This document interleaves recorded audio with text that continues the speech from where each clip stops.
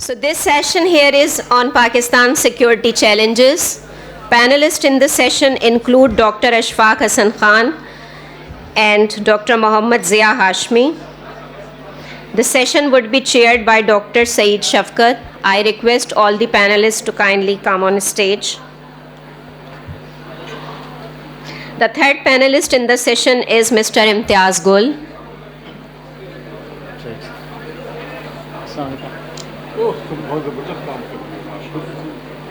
Imtiaz Gul Sahab, may I request you to please come on stage.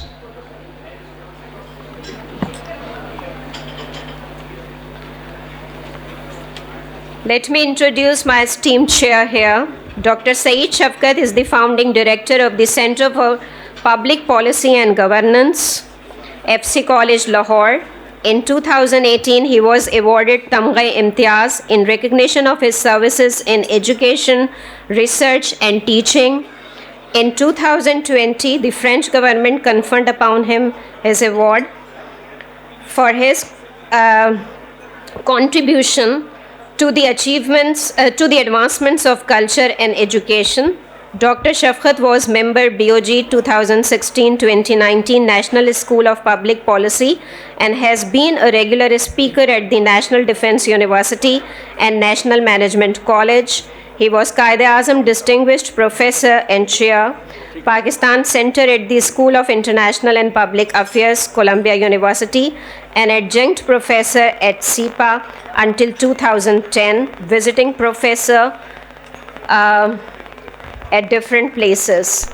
He was President, Institute of Regional Studies, Islamabad, and Executive Director, National Institute of Population Studies, is one of the syndicate of the University of Sargodha and the Academic Council of Government College University, and chairperson of the SDGs Governance Unit, Punjab. He was awarded the Best University Teacher Award by the HEC of Pakistan in 2010. Over to you, Chair. Okay, we are all set for this session, which is Pakistan's security challenges. And I have a no, that was okay. I have a extremely, I would say, well qualified guest of speakers who are going to speak on the topic, and I will not get into too much of detail about their introduction, but let me first of all basically start with a short and lighter note. If you look at the topic, which is of course most of you, I hope, have it, Pakistan's security challenges. And on the lighter side of life, Pakistan exists, thrives as a threat to its own security. That is something which one needs to sort of really keep in view. So when we think of Pakistan, we need to ask ourselves, well, what kind of challenges are we confronted with reference to our security, and what will be some of the ways through which we can really address or deal with them. And in the last day and a half, one of the themes that has emerged is that to Pakistan, Pakistan's governing elite is one of the serious security threats. And can you really change the DNA of Pakistani governing elite if you want to really save yourself from that perspective? But having said that, let me point out to you that as the conference theme suggests, and I do want to thank Dr. Masooma Hasan for sharing the concept note, designing the themes in a way that you are able to sort of basically look at three analytical levels: the global, regional, and local. And as I look at the speakers and I introduce the speakers, on my right side is Dr. Ashfaque Hasan Khan, a leading economist, and I happen to be one of his contemporaries when he was doing his master's at UPenn, and I was about to finish my PhD. So one of the privileges that I had was to take his photographs, convocation photographs, and that was one of the thrilling experiences. But Dr. Ashfaque Hasan has really done enormously in terms of academic work, work with the government, international organizations, kind of publications that he has. And he is just mentioning that his 2 books are about to come, one on hybrid warfare and the other on Ukraine and the changing global order, which means he may be an economist, may know numbers, still may make a case for new liberalism, whether new liberalism is really fading away, or is new liberalism really likely to survive? Are we going to see one world and 2 systems, or there will be a real revival of the new liberal order? But much more importantly, the COVID is demonstrating that state is also back. And therefore, one has to really sort of think through what are the regulatory functions that state may have or should have. And therefore, one needs to have some understanding about it. On my left, all the way left, is Mr. Imtiaz Gul, who again, you have his CV, but he's probably one of the best and most well-known authors on security challenges that Pakistan is confronted with in terms of terrorism, various facets of terrorism, how and where it exists, whether it is a byproduct of religious sentiment, is it a byproduct of poverty, is it a byproduct of illiteracy? How should one really look at it? So there will be a comprehensive kind of a perspective that one can see. And of course, now food security and climate are inescapable. Therefore, right next to me, which I know little about, Dr. Muhammad Zia Hashmi, but I have seen his CV, and you have also seen his CV. He has been representing Pakistan on various forums, and also his institution on various forums. So given this kind of context, what one is expecting, that there will be a very broad spectrum in terms of potential challenges to Pakistan's security, and therefore one would like to see some economic aspects, some strategic aspects, and also to some degree some aspects which are related with food and security. So therefore one may want to sort of keep this in view. Each speaker is likely to spend about 15 to 20 minutes at best. I have requested them, and I will be an intruder after 15 minutes. Therefore, I do want you to stay put and think through your questions that you want to have, and we will provide enough and ample opportunity. And if need be, at the end, I will have my 40 minutes, but don't worry, I will not take 2 minutes, and I will not stand between you and your lunch. So with these few remarks, I am going to hand over and request to Dr. Ashfaque Hasan for his presentation and perspective on new liberal order. If he is going to support it or supplement it, or going to tell us that it is about to vanish, we would wait and see and hear from him. Over to you, Dr. Ashfaque. Okay. Let me first thank Dr. Masuma Hasan for inviting me and giving me this opportunity to share my thoughts on the topic which has been assigned to me. I had the privilege of working with Dr. Masuma in the government when she was holding the most coveted position of a cabinet secretary. And I was at that time in the Ministry of Finance holding 3 portfolios or 3 hats as economic advisor, as Director General Debt Office, and as a Special Secretary of the Ministry of Finance. So I had the opportunity of interacting with Dr. Masuma because she was the Cabinet Secretary at that time. So thank you, Dr. Masuma, for inviting me here. And I'm also very privileged that the chair, as he himself pointed out, was my official photographer when I was having my convocation for my first degree in economics, that is master's degree from University of Pennsylvania.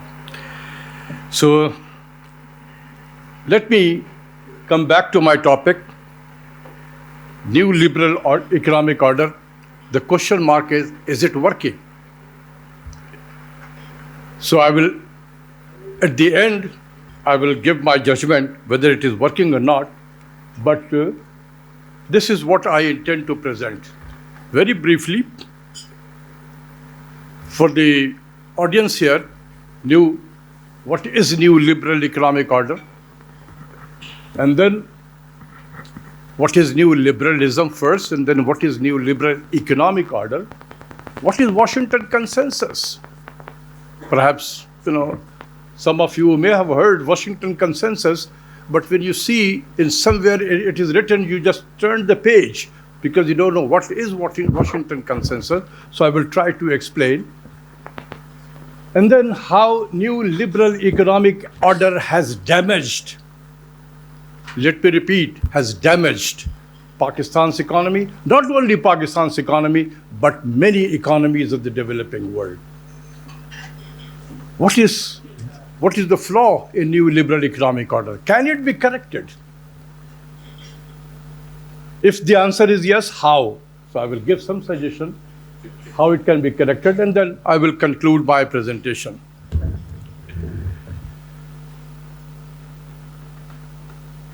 Let me set the agenda. What is new liberalism first? It is a both economic and political philosophy that emphasizes free trade, or rather free market economy, deregulation, privatization, globalization, austerity, cutting the size of the government, giving more emphasis to monetary policy, the central bank, less to fiscal policy, to the government. And that is why under new liberalism, central bank is very important, and it should be independent, even in a developing country like Pakistan, where there are a lot of mafias operate in the market. How can a central bank be an independent in a country where there are mafias all over? Because the central theme of neoliberalism is free market. Is there any free market exist in Pakistan? This neoliberalism is associated with, or got a lot of respect during the leadership of Margaret Thatcher in the United Kingdom between 1979 to 1980, and during the Ronald Reagan's tenure between 1981 and 1989 in the United States. So the new liberalism got a lot of attention around the world, but it has also been accused of giving too much power to big corporations. And that resulted into the widening of income inequalities in many parts of the world. And it has also been criticized for endangering democracies, particularly in developing countries, and sovereign states' right to self-determination. Because, as you will see in a moment, yesterday someone asked a question about IMF as an instrument of hybrid war, and I said that she is right, because the book which I just launched 2 days ago, Living Under Hybrid War, and the economic warfare chapter was written by me, and I identified 4 economic warfare instruments currently being launched in Pakistan. One is the IMF, number 1. Second is FATF. Third, because of China-Pakistan economic corridor, we have become the center of global capital of hybrid war. And fourth is Karachi, the city in which we are sitting here. We have never bothered to look into what is happening to the infrastructure of Karachi. Is it a natural decay, or somebody is destroying the physical and human infrastructure of Karachi? Because this is the growth center of the country. It contributes immensely to the national exchequer. If the sources of revenue is drying, is there any someone else, some other cities are contributing or replacing the contribution of Karachi? The answer is no. Therefore, our dependence on IFIs and borrowing will keep on rising. As you will see in a moment, the country is drowned into debt. Neoliberalism is most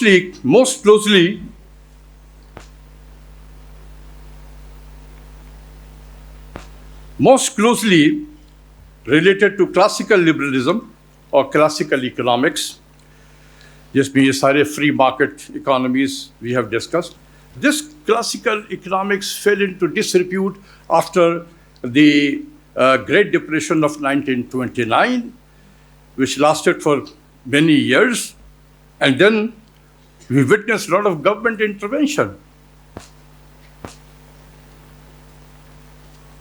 From 1945 to 1970s, that is after the two oil shocks, one in 1973 and the other 1979, the Keynesian school of thought dominated, where there was the active role of government in economic policy making.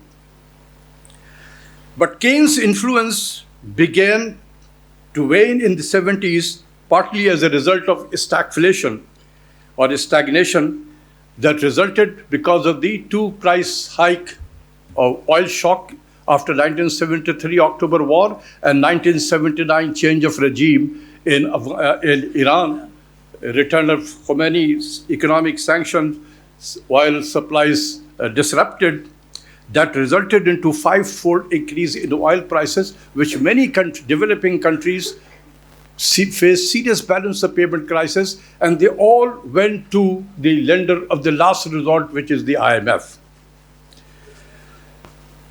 So Keynes' philosophy or school of thought fell into disrepute, and the rise of non-intervention in the government, that is Chicago school of thought, emerged under the leadership of Milton Friedman, which is still lasting.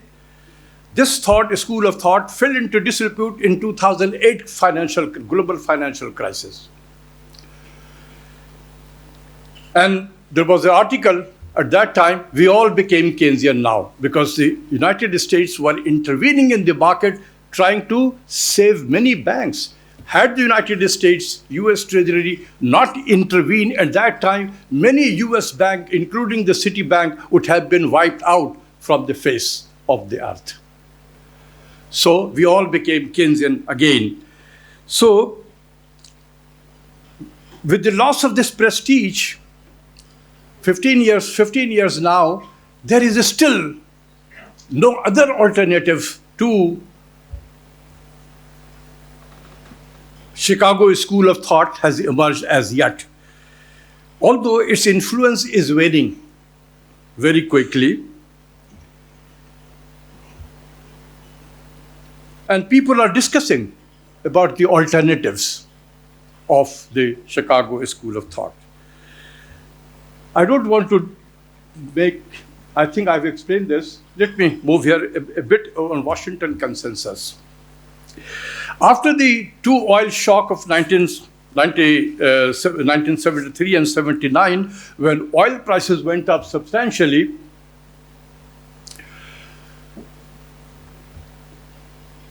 many developing countries faced serious balance of payment crisis. They all went to the IMF. And that was the opportunity for the United States. And this was a major change in the thinking in the US administration. That now we will be dealing with these developing countries by looking at their voting agenda at the United Nations. When something comes up in the United Nations, see which countries are supporting us in the United Nations and which are opposing us, which are not following our policies. So we will treat those countries in a different manner. And that is why you see this IMF program has become a political program. It all depends on your relationship with the major shareholder. So consensus, what is consensus? Consensus among three institutions: the IMF, the World Bank, and the United States Treasury. Consensus among three institutions on what? On four policy instruments. And I will come to this. What was the four policy? I don't want to, these were the four policies.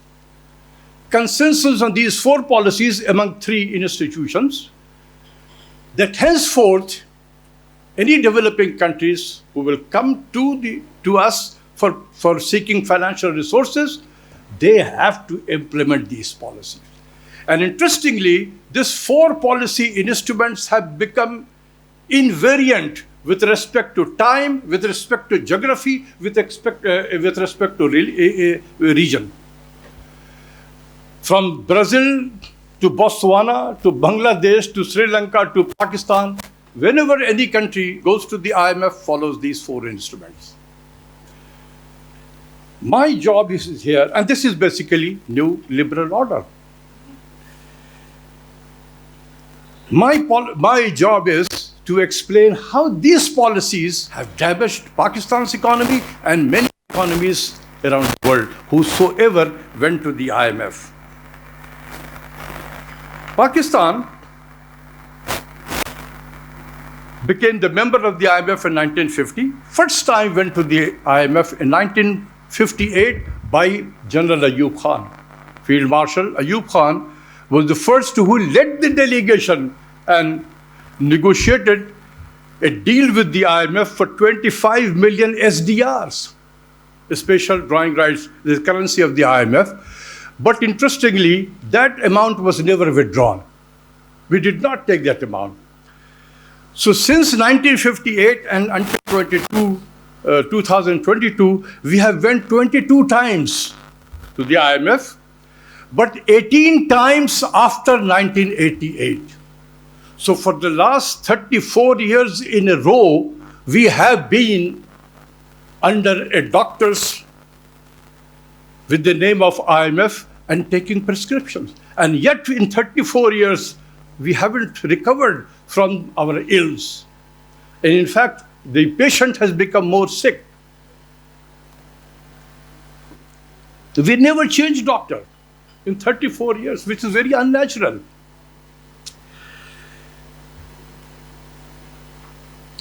Now this is the main part of my presentation, that how each policies have, and I will explain in a very layman language. Look at the tight monetary policy. As the State Bank, you have seen, has raised the rate from 15 to 16%. So this is known as tight monetary policy. Why State Bank increases the interest rate? To curtail or contain inflation. This is the textbook approach, and this is the Chicago School of Thought. So whenever you raise the interest rate, and please remember this, I'm explaining in a very plain language. When interest rate is increased, if you are a businessman, industrialist, your cost of borrowing will go up, and this will discourage private sector investment. When private sector investment is discouraged, it will slow down economic activity. Economic growth will slow down, less job creation, and unemployment will rise, poverty is going to rise. On the other hand, on the budget side, when central bank increases the interest rate, it increases the interest payment in the budget, which is the single largest expenditure item. How much it adds to government expenditure? 1% increase in State Bank policy rate increases inflation in Pakistan by 1.3%, increases, not decreases, increases by 1.3%, and it adds to 250 billion rupees in interest payment. 1% increase in interest rate by the State Bank is how costly. It adds 250 billion to your expenditure, and it adds inflation to 1.3%. Is this the right instrument to contain inflation in Pakistan? The answer is no, because inflation in Pakistan or in developing countries is largely a supply side phenomena. आलू की कीमत बढ़ गई, चीनी की कीमत बढ़ गई, आटे की कीमत बढ़ गई. And the government itself is increasing, creating inflation by raising बिजली की कीमत, gas की कीमत. So by raising interest rate, can you reduce the price of onion, price of tomato, price of wheat, price of atta? The answer is no. This is not the right instrument. This instrument is meant to curtail aggregate demand. If inflation is created because of the excessive demand, this is the right instrument. But if inflation is created because of the supply side shocks and government administered prices is increasing by government itself, this is not the right instrument. But we kept on doing this. How much it has costed Pakistan? In a moment. Next, devaluation. Market-based exchange rate. Devaluation. Now, we are a developing countries. Our economic activities are dependent on imported raw materials, imported capital goods, imported machinery, imported equipment, and imported energy. Any devaluation will simply enhance the cost of production. And our industries can never compete in the international market. Since 1988, Pakistan is witnessing deindustrialization. The share of industries in our GDP is shrinking. Devaluation by itself is inflationary. And now you see the contradiction. On the one hand, State Bank of Pakistan, through devaluation, so-called market-based exchange rate, devaluing its currency, creating inflation, and on the other side, in the name of containing inflation, increasing interest rate. Contradictory to each other. So, devaluation simply enhances the cost of production, and our industries loses competitiveness in international market. It affects our exports.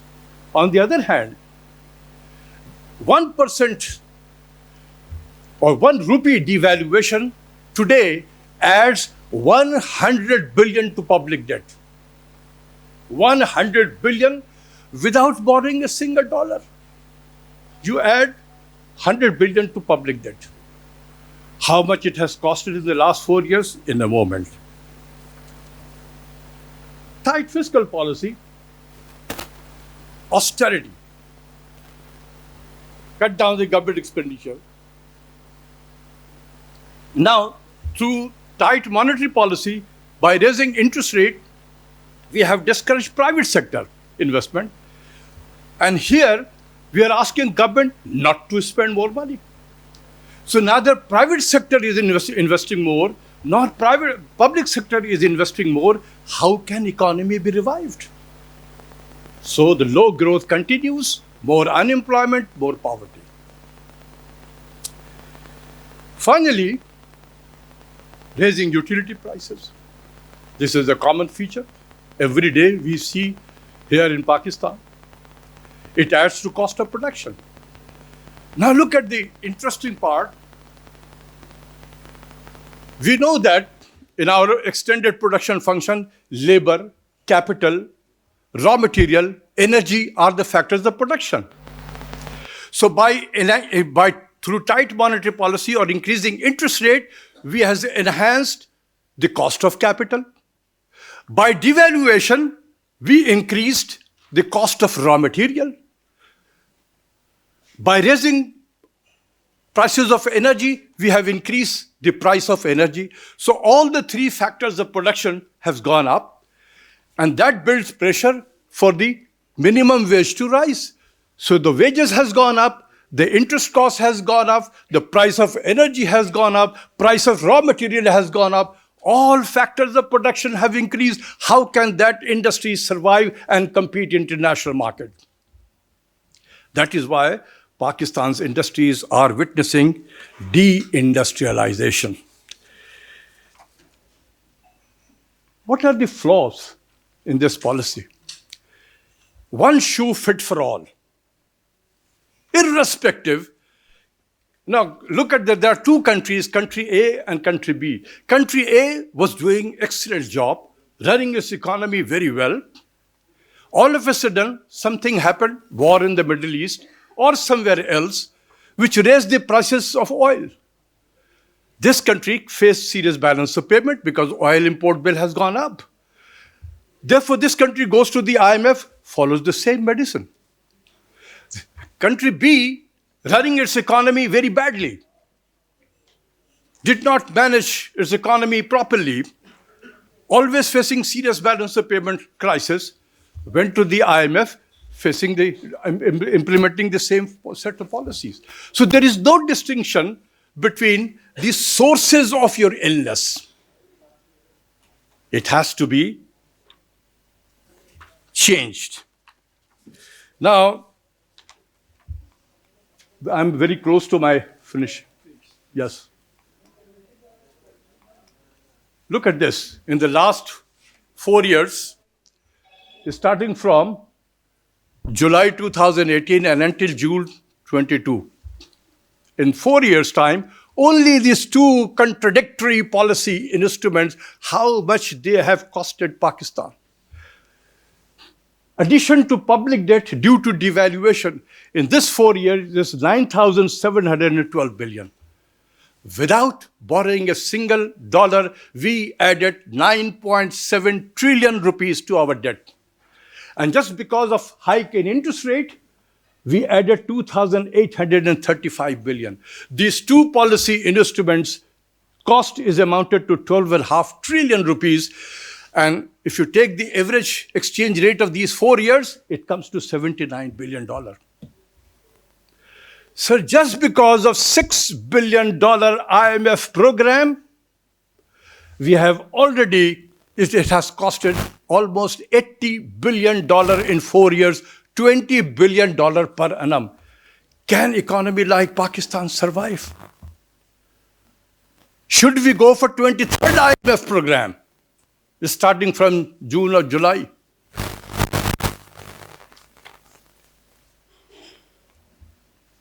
This is how our debt has gone up, public debt. You can see that. The last 5-6 years, it is shooting up. This is our external debt, which has increased substantially. By June, it was 130 billion. And as debt is rising, our debt servicing is rising. Last year, it was $15 billion in interest in debt servicing, both principal and interest. Now, let me conclude. This is just a graphical presentation. This is the last slide.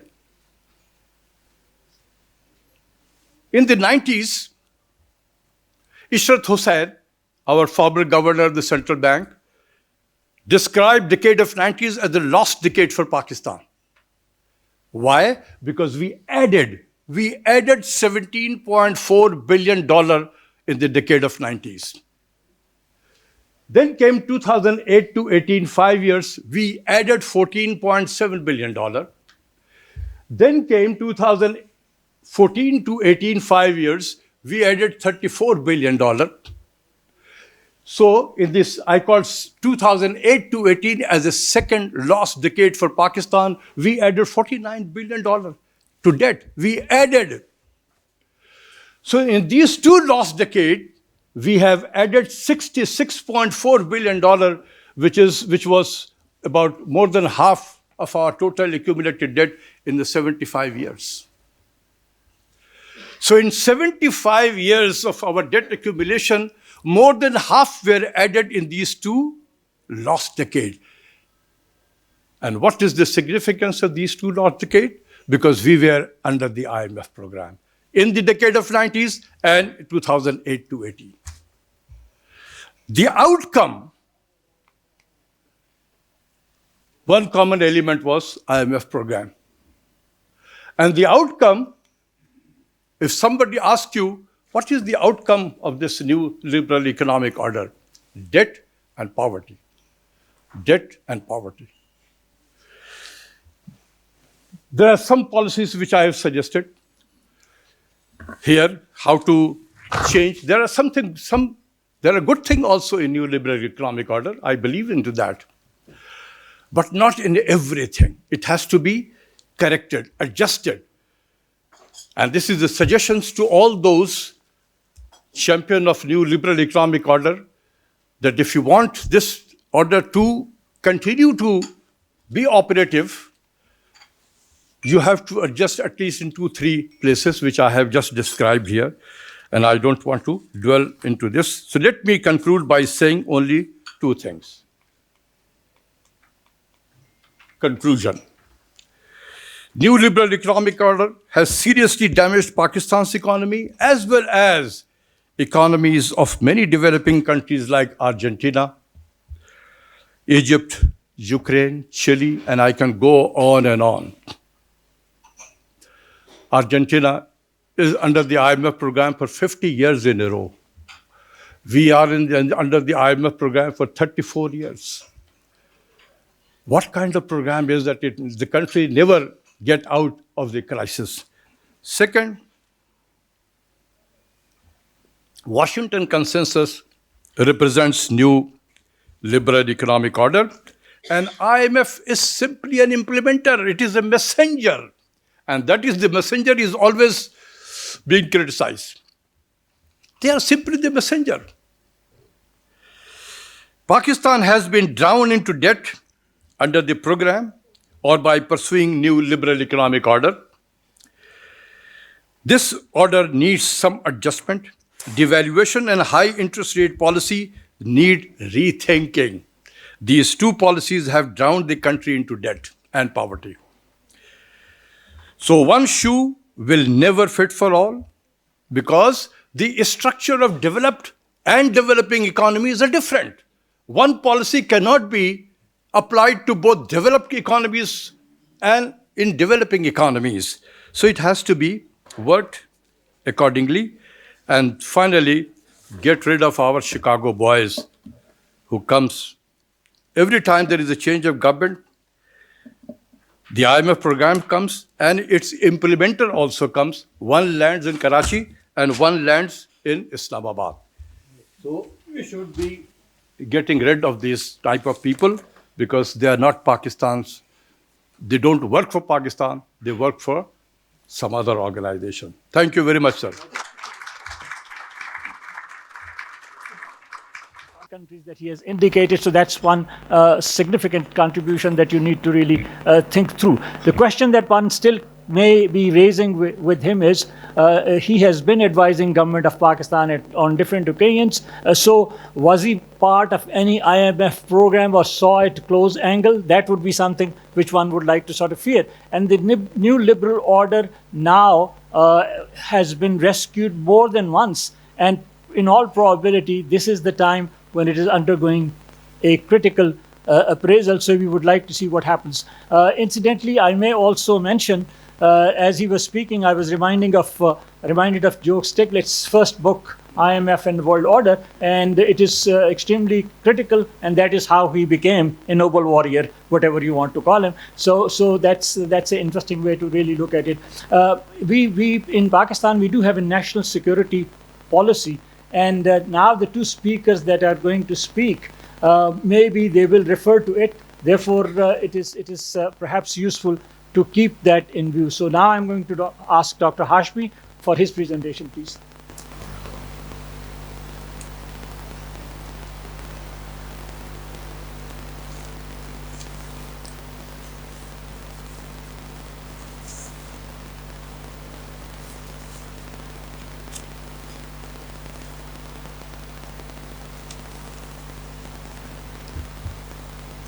Thank you very much, Chair, for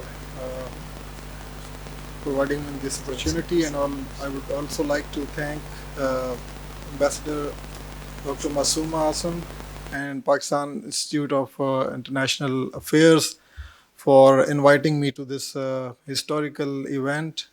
And I have a presentation which would be talking about a bit of science of climate change and also its impacts, focusing on water and food security. And the two things, water and food security, are actually tightly linked. Pakistan being an agrarian country, we know that its economy heavily depends on its agricultural lands and agricultural activity. So which is, for which water is a very basic need. So let's go quickly to the presentation.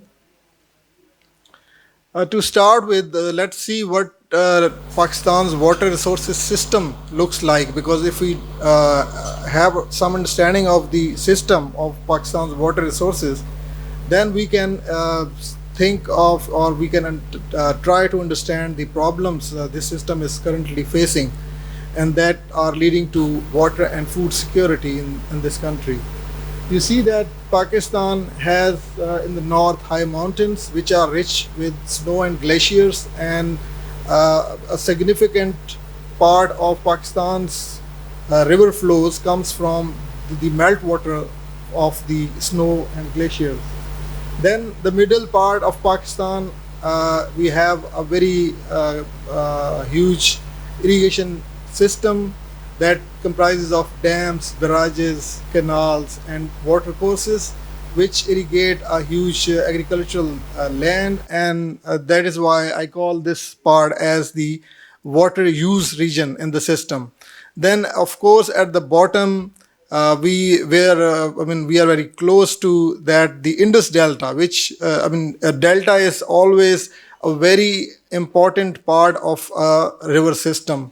So the whole water resources system of Pakistan, we can call this in short as the Indus Basin. I mean, when we talk about Indus Basin, it basically means that we are talking about Pakistan's water resources system. Now, this water resources system is actually already having some issues, some challenges, which are basically being worsened due to the climate change or climate catastrophes. We have, as I told, huge mountains and snow and rich with snow and glacier reserves, but we have issues with monitoring of that region efficiently. We do not have enough data information in the high elevation zone, which would give us a clear idea of what is their response to changing climate and what is going to happen to the river flows which are being generated by the melt of these snow and glacier reserves. Then we have a rapidly declining per capita water availability, and this is basically mainly due to the rapid rise in the population of this country. Then we have the current storage capacity is considered to be low as compared to, in other countries where water resources are, so rich. So our storage capacity is not enough at the moment. The system which we use to distribute water coming in the rivers to our agricultural lands is not efficient, and at most places we are using centuries old techniques to irrigate our fields. A very major issue to our water resources system is its transboundary nature. None of the rivers that is flowing in Pakistan is originating in Pakistan. So all the rivers that flow in Pakistan are coming from a neighboring country. So, there are some eastern rivers, and they're coming from India, and then we have Kabul coming from Afghanistan. So this transboundary nature of these rivers or the water resources system actually enhances the challenges we face, because we do not have full control on our waters. Then, due to our agricultural needs, we are not able to provide freshwater supplies to our Indus Delta on a regular basis, which are actually affecting the health of the Indus Delta, and there are other linked a number of problems with this. Now the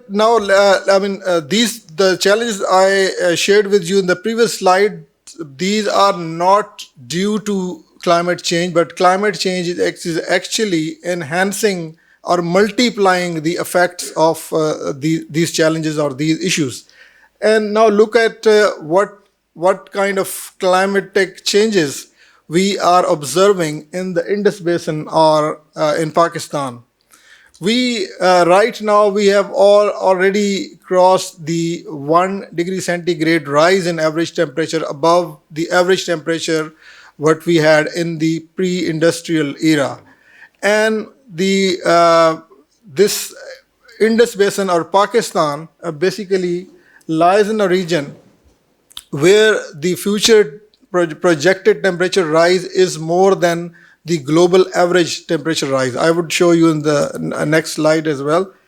Then due to these rise in temperature, this is, not just that average temperature is rising, but the pattern of temperature or the summers is also changing, and it is causing heat waves in almost all the parts of this country.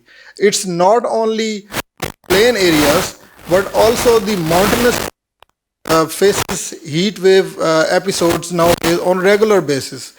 And research shows that previously it was considered maybe that these other security challenges or floods may cause the long-term migration in this country, but our recent research shows that the heat stress is the major cause of long-term migration in this country. And we know that when this long-term migration happens, it increases to the challenge of the water security and the food security and other securities as well. So now let's just quickly look at this graph, which shows that under different climate change scenarios, what would be temperature rise in certain future periods. And this is a bad news that as compared to the rise in the global average temperature, Pakistan's average temperature rise is about 1 degree higher. So we would be in the regions, among the regions which are actually more in trouble. And this is, I think, no surprise to us right now that Pakistan is one of the 10 countries, consistently one of the 10 countries being severely hit by the impacts of climate change. Right now in 2022, we already have seen a very devastating flood, which is being considered as actually the worst flood than we experienced in 2010. So just 12 years apart, we have experienced 2 huge floods. Now, the glaciers, as I told you earlier, are a very important part of Pakistan's water resources system, and these actually determine the water security and food security in Pakistan. That is why I have actually, I would take a minute to talk about these. The picture you are seeing is basically showing you the heavily glaciated part, which we call as the upper Indus Basin. And this part is sometimes also called as the third pole, because apart from the 2 poles, this is the region where we have the highest concentration of glacier on the surface of Earth. So what is going to happen to these glaciers under climate change or under the rising temperature scenarios? You see, a research report tells us that if there is a temperature rise, global average temperature rise of 1.5 degrees centigrade, these glaciers in the Karakoram, Himalaya and Hindu Kush regions, about 36% of them would be lost. And under the business as usual scenario, by the end of the century, we would be, the glacier mass in the HKH region or the Hindu Kush Karakoram Himalaya region would be about 65%, 64% lost. So, this is not something unique to this place. World over, on the right side, you see the graph which is showing the world over trend of glacier mass decline globally. Everywhere, due to temperature rise, the glaciers are melting at a very fast rate, but because we heavily depend on snow and glacier reserves in our mountains, that is why this is far more alarming for a country like Pakistan than maybe a few others. Then these glacier melt and the polar ice melt give rise to sea level rise. Sea level rise at the moment is not a very serious thing in Pakistan, and I'm afraid that it's not being well researched. But we have recently done this analysis which shows that if there is a 1 meter sea level rise, what would be the impact of 1 meter sea level rise to the city of Karachi? And also we have another analysis for Gwadar as well. And you see, I mean, some of the prominent features in Karachi I have just pointed out, like the parts of DHA phase 8, which is, I think, if it is, yeah, the part of DHA and Manora Beach and the Hawke's Bay. I mean, these would be underwater and would no longer be serving as they are currently serving. So these are some of the impacts to the water resources of Pakistan, and we see the issue is that these climate change impacts in Pakistan are not like the gentle impacts. These are coming as catastrophes, disasters. These are coming in the form of floods, heat waves, and droughts. So we see that all of the three categories of disasters, floods, heat waves, and droughts, have some direct or indirect linkage with water. So Pakistan's climate problem is basically a water problem. So, I mean, we are rich with water resources, but this is actually causing a huge threat, a challenge to this country, and I would say to all forms of securities of this country. Now let's see that, I mean, when we see that there are climate change threats to this country, to the water resources of this country, how we can manage the water and food security challenges. And for that, we actually need scientific investigations. And I mean, I belong to a community which actually works with different computer models to simulate the system, water resources system, and assess what kind of changes different climate change scenarios would bring to that system. So here I'm presenting you a recent analysis in which I show you that in Pakistan, I mean, there are different sub-basins, smaller basins than the whole upper Indus, Indus basin, which are of different nature. Like one basin is rich with glaciers, and most of the water is coming from glaciers. Like on the left side, the Gilgit basin. On the right side is the Kabul basin, which is basically having most of its flows coming from the seasonal snow melt. So both, when are put under rise in temperature climate change scenario, they actually respond differently. The glacier basin is responding like the flows are increasing, but the timing of flow is not changing much. But on the right side, in the Kabul basin, not only the amount of flow is increasing, but also the timing of flow is changing, which is basically is of more serious concern, because we already have a system of, and we know that water would be coming at that time, and we need to irrigate our fields accordingly. But when the timing of the flow changes, it means your current practices would not work anymore. Similarly, due to change in climate, due to rise in temperature, the extreme events, I mean, the Kabul River is already known as a river which experiences flash floods. But in the coming decades, these flash flooding events would be more higher in magnitude and more frequent, which of course is not only alarming for Afghanistan, but also the downstream, the lower riparian country, Pakistan, the Khyber Pakhtunkhwa province of Pakistan, where most of the time Kabul River actually has its flood impacts. So I mean, this calls for the transboundary cooperation between countries if we want to save lives of the people of our countries.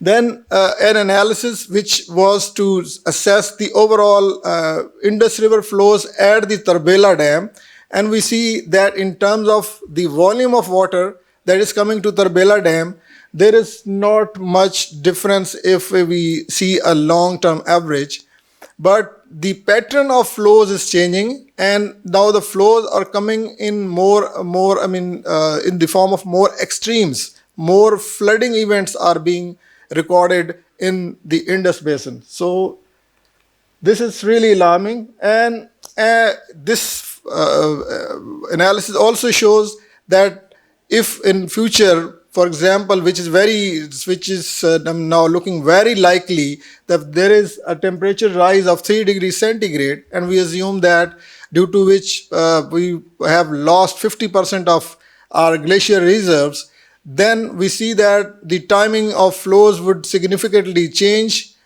which we receive at Tarbela Dam, and then that is a huge threat to our food and water security in this country.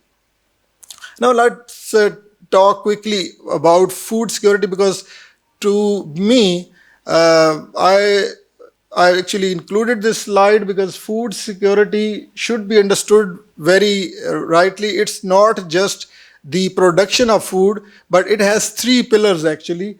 The physical availability of the food, or which is linked to the production of the food, then the excess of the food, and the food absorption, which is related to the human health. So if all the 3 pillars are taken care, then we can ensure food security. But most of the time we just talk about, and also because I'm not an expert in food security, rather my area of research is water resources and water security. But normally we start with an analysis of availability or production of food. Now let's see that in these recent 2022 floods, we all know. So this is have been discussed at various different forums too much. So that is why we all know different numbers, that we have experienced huge economic losses and damages. But we see that there were most of the damages were related to agriculture, food, livestock, and fisheries. And also this 2022 floods has actually caused that 1.6 million children would actually go to acute malnutrition, and they would require immediate treatment in the provinces of Sindh and Balochistan. And then we experienced about more than 4,000 million acres of agricultural land damaged and 0.8 million livestock dead. So we already, we are already a country, and a previous presenter was sharing with us that which is already facing a huge economic challenge. So this is also, the floods like this can cause or maybe push us decades behind, and our struggle can be more and more severe. And future scenarios, analysis of the future scenarios of climate change and the impact of rising temperature on production of our major crops, that is the wheat, rice, and cotton, shows that in all different regions where these crops are being grown, we see that there is a huge decline of their production if we do not change our practices, if we do not adapt. So the management of water and food security in Pakistan at the government level, because I belong to a government agency. Firstly, in 2017, Pakistan, after in 2012, when Pakistan had its climate change policy, in 2017, the government announced the climate agenda for this country, which basically has 3 points. And the first and the foremost is, not surprisingly, the safety and well-being of the people, because basically climate change has become a life-threatening challenge for this country, and the life of the people of this country is under threat. Secondly, the sustainable climate resilient economic growth and fulfilling our international commitments like Paris Agreement or others.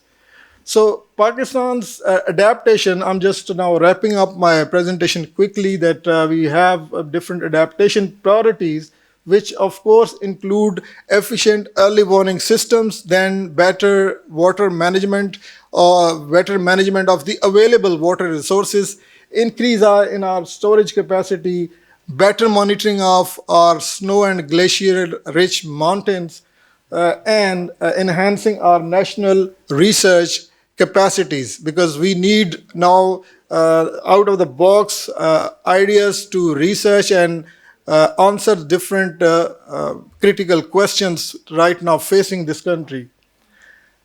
In terms of the food security, we have different practices which can ensure food security and which can actually lessen the impacts of climate change on the food production. Then, as a country, Pakistan has adopted the SDGs as its national developmental agenda. We have started different initiatives at the government level, like the tree plantation, the Recharge Pakistan, which was basically to use the beneficial use of the flood water for basically recharging the groundwater and restoration of different water systems. Then a very recent initiative is the Living Indus initiative. Basically, this is going to be, if it is implemented in its true spirit, this is going to be a project or initiative which can be taken as something, the most significant adaptation activity or adaptation measure in this country for water and food security at the same time. And you see there are different proposed initiatives under this Living River Indus, and I can share the details if someone is interested. At the end, I would conclude my presentation with these few points, that climate change, we know that is a very serious challenge. It is already upon us, and it is impacting especially in the form of extreme events and posing water and food security challenges to this country. But Pakistan has started realizing and have taken few necessary steps and taking more. And but we need to actually speed up because time is running out. Then climate change is a scientific subject, so we need to give due importance to the local international researchers who are trying to find answers to the most critical questions for our policy and decision makers.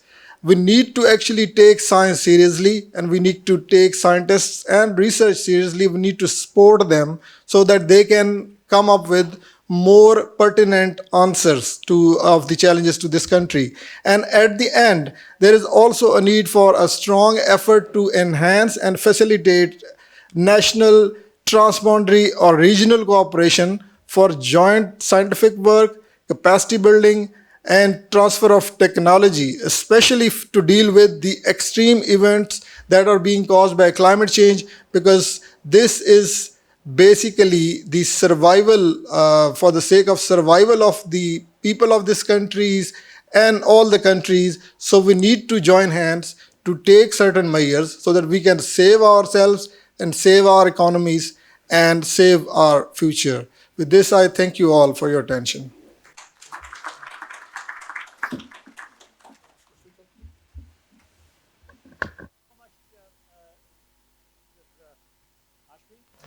This was an equally alarming presentation. I think it's a wake-up call. I initially started my comment by saying, on the lighter note, that Pakistan continues to exist despite being a security threat to itself, and yet it appears that it is real, and particularly the last part that he said, rely on science and depend on science and pursue it, is meaningful and substantive, because in a country where belief drives you, and belief-driven life is a way of life, recalling and sort of encouraging others to pursue science is something which is important. And for Karachi walas, if you are awake and alive, if you have plots in defense phase 8, watch out. Both speakers have warned you that think through and therefore consider. So glacial belt and sea level rise is something which we need to think through. We have the third speaker. Let me go to him, Mr. Imtiaz Gul, who has done extensive work on terrorism, and I hope he's not as scary as the other two are. Thank you. Ji, Assalamu alaikum ji. Thank you very much, Chair, and thank you to the Institute and the colleagues Nosheen and Dr. Masooma Hasan for re-inviting me here. I'm starting with a disadvantage. I stand between a well-deserved lunch and you. And also, we're short on time. So I'll try to keep a counter to be able to conclude in time and not let you starve for another 15-20 minutes. My subject is Pakistan's security challenges. And I would say that, as Dr. Shafqat Saab has been saying, existential threat. So, we have covered a long way from back in 2006-07, branding of the terrorist groups such as TTP as existential threat, to a time when we are facing a mere survival threat, a crisis of survival because of precarious economic conditions that Dr. Ashfaque spelled out. I have no good news, really, because it's one warning after the other. And the question, Dr. Javed Jabbar is an optimist. So am I. And he yesterday spoke about NDMA, Nadra and State Bank and a few other institutions as functional institutions. But my question, based on experiences, interactions with a lot of civil military bureaucrats, is whether that growth and the policy responses is proportional to the demands, to the challenges that are arising out of an exploding population, urbanization, and whether the absence of those policy responses has landed us in a situation which itself can be called the biggest security challenge. Now, I'm not really going into the nitty-gritty of what sort of terrorism we have been facing. We can have a very cursory look at how the country has done on the terrorist front in the last 3 years. वो पहली slide दिखाएगा? So you can see here, this is open source data that we have been collecting at the Center for Research and Security Studies, that in 2020 we had 600 fatalities.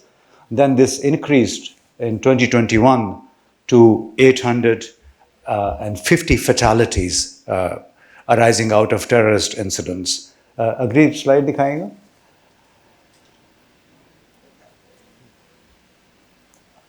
Now, here is the same overview. आपके पास बस यही है? एक तीसरी भी है आपके पास? No. So this is the latest. What we saw last year was immediately after the Taliban took power.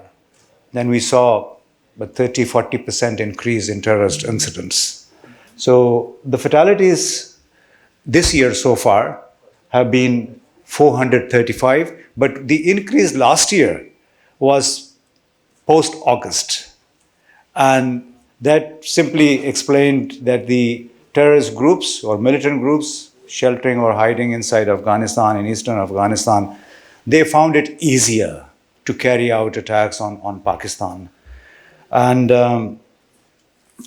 even this year so far, like 5 major attacks the first 4 days of December, including the attack on the Pakistani ambassador in Kabul in the embassy compound, they basically underline the external proxy nature of the challenge coming from a very volatile Afghanistan, where the current rulers, the current regime hosts and shelter various brands of terrorists, that is Al-Qaeda, TTP, RR-ul-Hind, ETIM, IMU, Jundullah, ISIK, Daesh, and whatnot.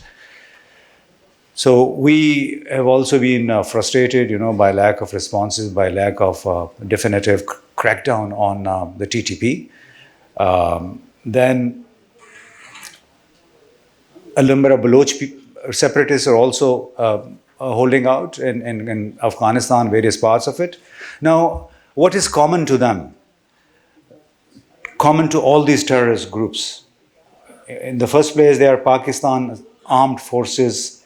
They declare armed forces as their enemy, the first enemy. Then there's armed opposition to the Chinese interests. They have said it openly. Quest for an Islamic caliphate. Lip service to the Muslim Ummah that they want to unite through an armed struggle across the globe. Cross-border relationships based on a fictional trans-border ideology as espoused by Al-Qaeda. And then role of these proxy terrorist groups as global, regional, geopolitical facilitators, instruments of geopolitical gains. This is common to them because I don't see any other plausible explanation for small terrorist groups to operate inside and across the border. Just a few thousand people, ragtag army, and they want to capture a nuclear armed state, for instance. So I haven't found that plausible answer to this question yet. Now, what is the purpose of supporting conditions that are serving as lifeline for proxy terrorist groups? It's a big question. I'm talking about the Afghan Taliban. I see Pakistan security challenges in the first place linked to geopolitics, then also linked to Pakistan's internal policies, but I'll come to that a little later. Now, I would say that much more than geopolitics, for which we can see manifestations of it through the creation of China Mission Center by the CIA last October. They publicly said we are creating a China Mission Center to contain China's growing influence. Now, when the United States institutions publicly say this, then how do they contain China's growing influence? Because this China Mission Center is supposed to have artificial intelligence experts, intelligence operatives, academics. It's a multi-pronged campaign to contain China. So one would assume that proxy terrorism perhaps would also be part of it. Otherwise, I don't see any reason how terrorists could take on the hotel in Kabul where Chinese was staying 3 days ago. So we really have to be very self-critical when we are dealing with the issue of terrorism. Now, the national security policy, I come to the internal dimension, which is far more serious, I personally think, far more serious than what TTP poses to us. The national security policy on which Sadiq Saab also had worked, and then eventually Dr. Moeed Yusuf, the national security advisor, worked on it through cross-country consultations. So it also had identified certain weaknesses in the security apparatus, as well as what constitutes national security. Now, I can say I'm taking a different route. Many people may not agree with me. It's a non-conventional postulation. But just because what we have seen in the last few years, I have extrapolated a few points to underline that the biggest threats to our security basically stem from within. And they only serve as the fault lines for the external enemies. So if there were no fault lines, shortcomings at home, there would be minimum reason for the external forces to take advantage of. So number one is the divided power centers in this country.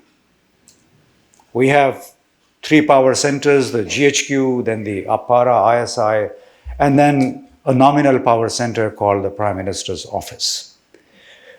So the question really is, who rules Pakistan?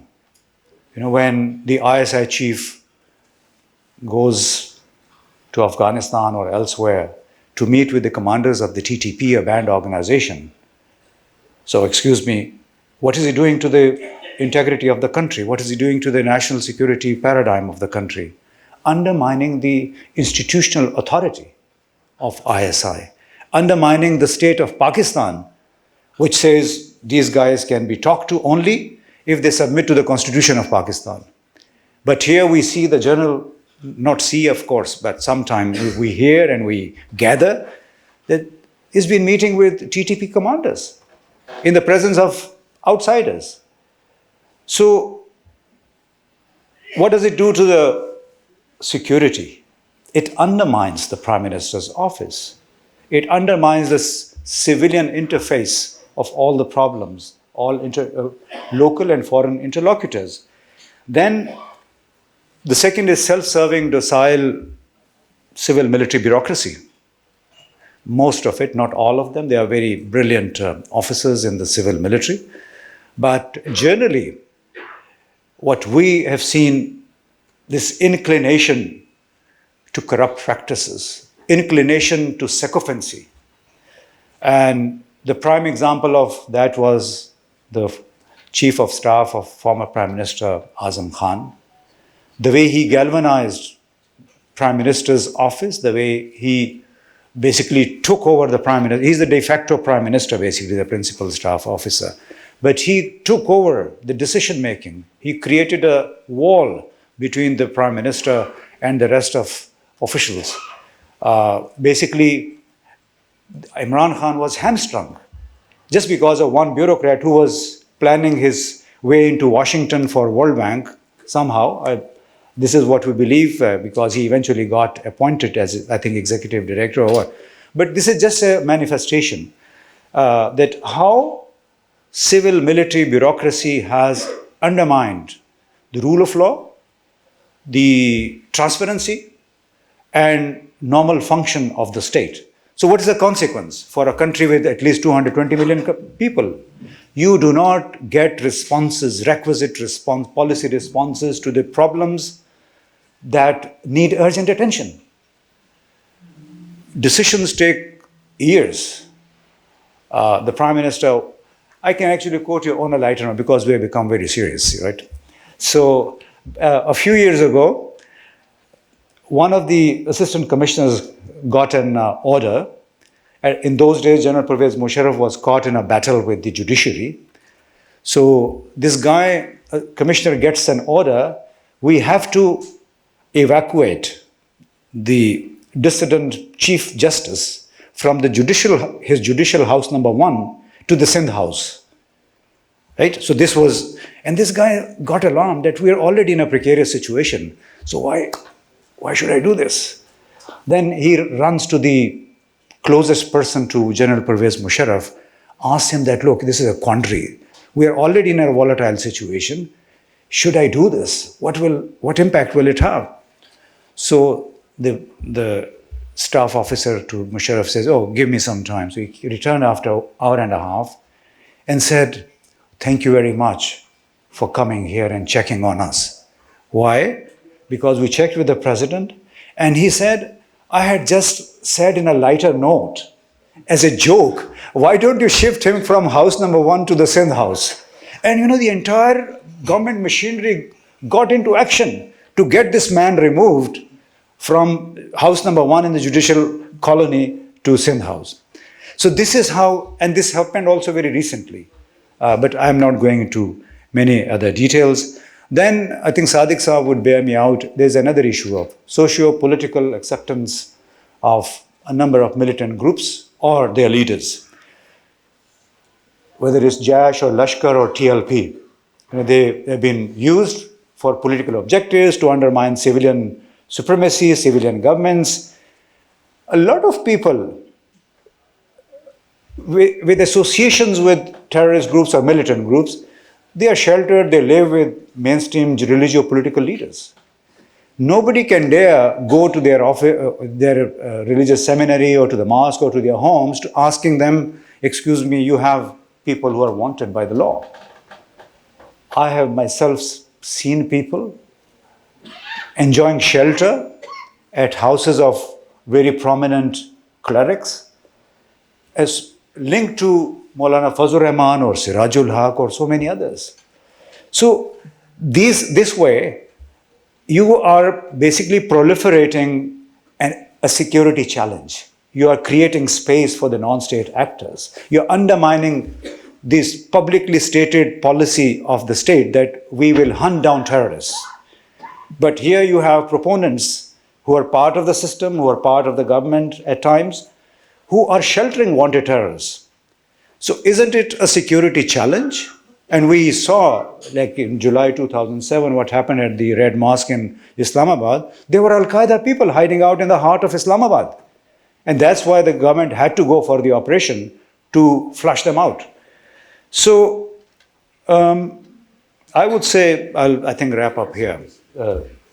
I'll say that if only hard power were the solution to terrorism, to sorting out security issues, Pakistan would have done it so far.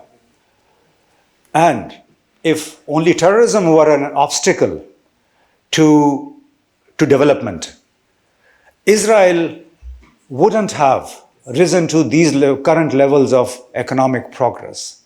The way Israel, despite facing an extremely hostile environment, I was there very recently, and you can see the hostility in Arab countries. Even taxi drivers, learned officials, they are against Israel. But the governments are functioning, government-to-government business, industrial zones, they are thriving. So for that, we need smart thinking. For that, you need leadership with integrity, which does not act as the underminer of progress, underminer of security, but serves to facilitate the development trajectory. So plenty of opportunities, but all we need is a very coherent command center with undivided powers and a singular focus on development, supported by a vision. That will take care of our security challenges itself. Thank you very much.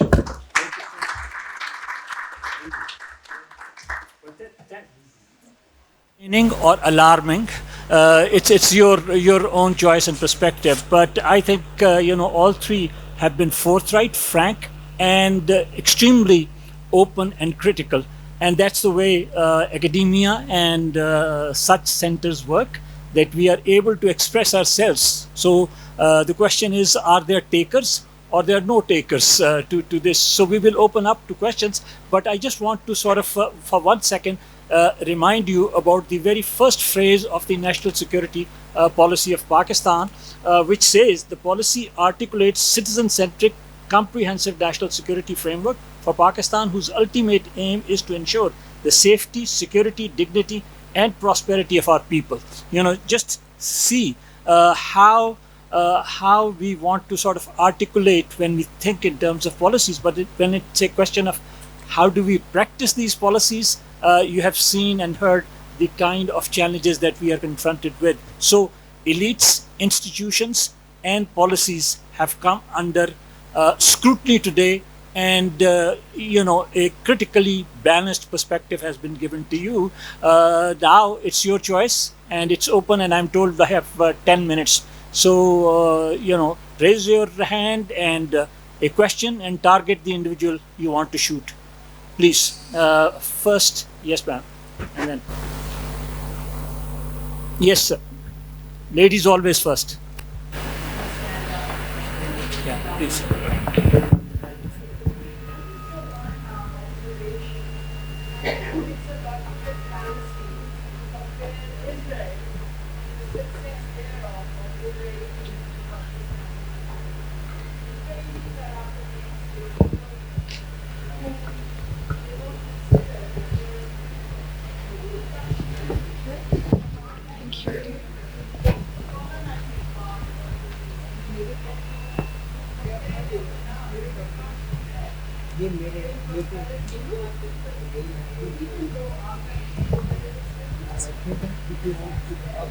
Excuse me.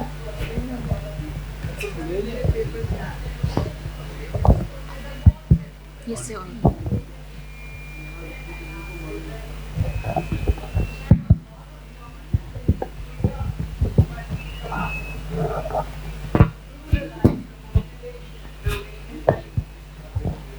Okay,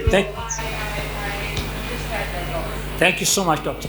All right, let me take two more questions, please. Go ahead. Sir, Yes, sir. my name is Amar Jafri. I am former additional DGFIA. Currently, I am doing something for Digital Pakistan.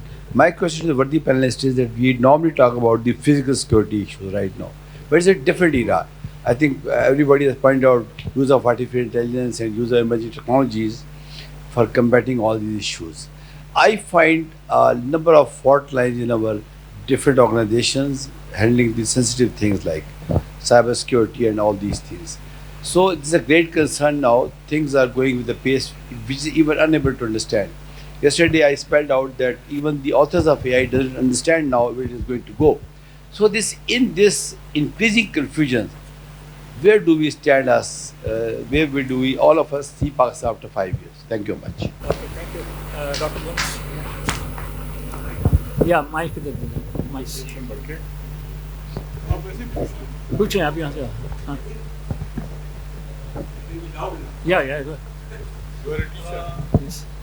Starting like Dr. Zia, Yeah. You talk about climate change, you talk about global warming, you talk about the melting of glaciers. I need to ask about Siachen Glacier, a 76 kilometer long glacier, and it's called as a natural dam of Pakistan. The implications of climate change on Siachen Glacier, which is the world's highest conflict zone, number one. Number two, Dr. Ashfaque, I think you had a very good IMF bashing, criticizing IMF. I need to ask that is not IMF this program, something like that, from the point of view here, those who are at the helm of affairs, a blessing in disguise? Because if you get a IMF program, if you're under IMF program, it open opportunities for other, you can seek loans from multilateral agencies and things like that. Thank you very much. Okay, thank you. Why don't you start?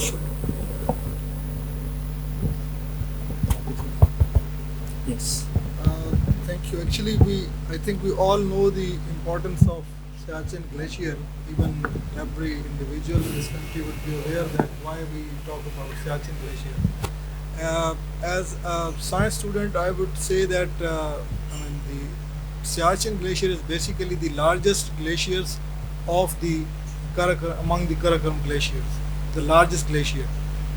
But luckily, at the moment, it lies in a region of the high mountainous region where the studies show there are very limited studies, and especially because there are certain things associated with Siachen Glacier which also deprives it from more scientific investigation.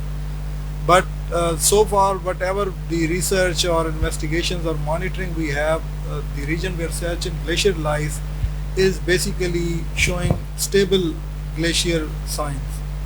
There are no serious concerns at the moment, but there are also some studies which indicate that temperatures are rising rapidly even in the Karakoram range, and in the coming decades even the areas which are basically above the 5,000 meter elevation in the Karakoram region would also be experiencing glacial melt, and we actually need to take care of this in our all policies.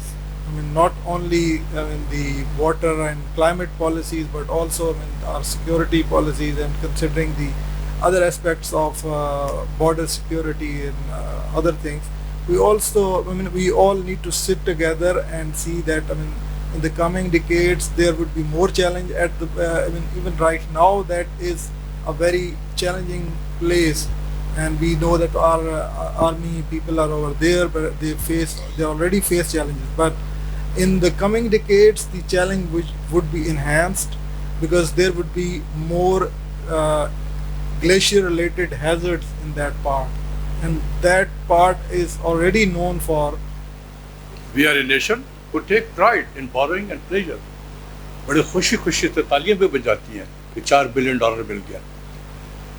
This is what the international financial institution wants, to drown you under debt, so that you are more vulnerable to them. Let me give you an example. If you look at the current structure of our debt, there is hardly any room for rescheduling of debt, because our bilateral debt is only a minuscule, less than $10 billion, which has already been rescheduled till 2038.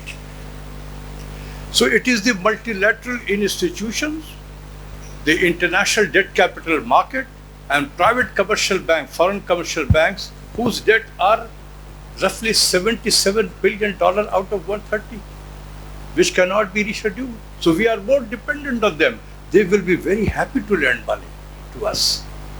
And that is why I said we are a nation who borrow with pride and pleasure. All right, let's see last round of 3 questions if you're still not too hungry. If you're hungry, I can call it off. But, one, let me see one more. Okay, I have seen 2 hands here, and then we go there. Okay, thank you so much.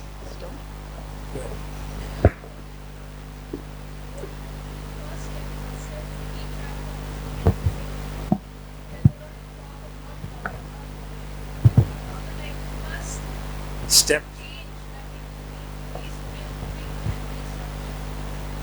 Okay, great, thank you. Go there, please. I'm Dr. Saeed. My question is about climate change precautions.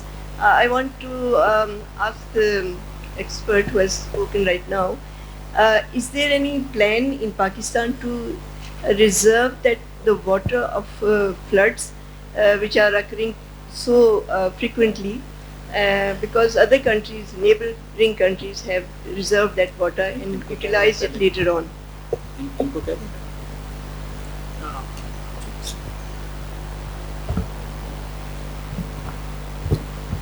Okay, in one of my slides I actually showed there are 2 initiatives which government of Pakistan is working with other partners. One is Recharge Pakistan and the other is the Living Indus initiative. These both actually include the better management of flood, especially the Recharge Pakistan, which actually aims to make beneficial use of the flood waters. Rather than stopping the flood water, which is certainly not possible if there is a flood of 2010 magnitude, God forbid, then we actually need to divert that flood water to certain places where it can be used beneficially, for example, for recharge of the groundwater, or restoring the some other wetlands and things like that, or restoring an ecosystem. So there are plans. These are still plans. We need to wait for the implementation phase. We need to speed up on this, but there are plans on this. Just a brief note on this remark on Israel.